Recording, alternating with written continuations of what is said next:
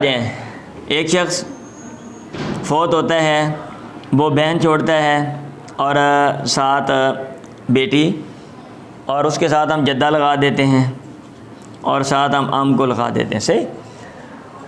अब ये असबा माल गैर है, बेटी के साथ आ गई ना, ये क्या है? असबा माल गैर है। और बेटी अकेली, उसको निस्फ़ देते हैं। भाई दरवाज़ा सही बंद किया करें, मैंने पहले बंद किया, आप क्या करते हो? लस्सी कम पी गया करो। जद्दा ख़ुनूदी में पता है जद्दा खुला या बंद है। जद्दा को सुदुस देंगे, छठा हिस्सा, और ये जो है ये क्या है? असबा। निस्फ़ फ़रीक़े सानी के साथ आ जाए, मसला आप बनाते हैं 6 से, तो इसमें ये देख लें जब ज़्यादा असबात हों, ये भी असबा है, ये भी असबा है, आपने ये पहले फ़ाइनल कर लेना किसको देना है। तो ये करीब वाला है, आसान में बता